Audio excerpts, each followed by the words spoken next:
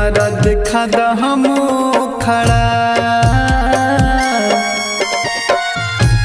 चंदा जन के हमारा देखा द हम खड़ा कि उनका बिना न लागे दिल जियल भइल मुश्किल कि उनका बिना न लागे दिल जियल भइल मुश्किल।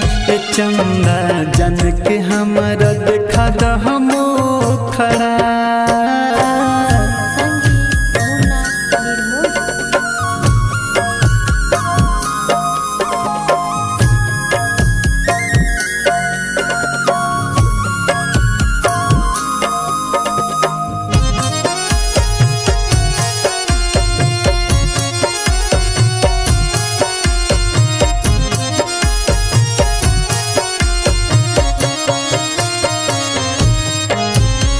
कितना बरस भाई देखेला हो उनकर सूरत,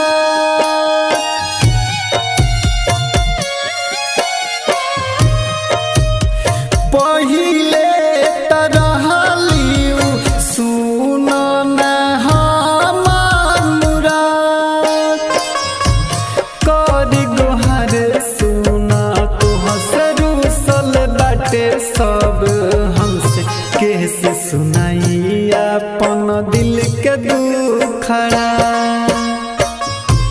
कैसे सुनाई अपन दिल के दुखड़ा उनका बिना न लागे दिल जियल भइल मुश्किल।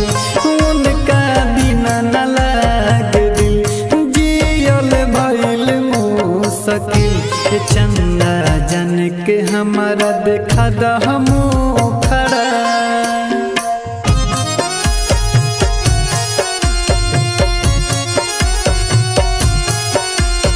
आप सुन रहे हैं एजी एंटरटेनमेंट की धमाकेदार प्रस्तुति। पता नहीं लगे बाड़ी कवाना हो परदेश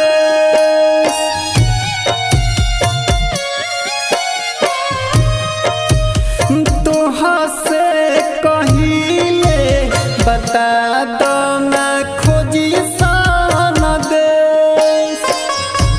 राइटर मंटू कहे हर पल आंसू बहे और सामरिया सुख के भइल सुखड़ा। और सामरिया सुख के भइल सुखड़ा उनका बिना न लागे दिल जियल भइल मुश्किल। उनका बिना न लागे दिल जियल भइल मुश्किल। चंदा जन के हमारा देखा द हम खड़ा।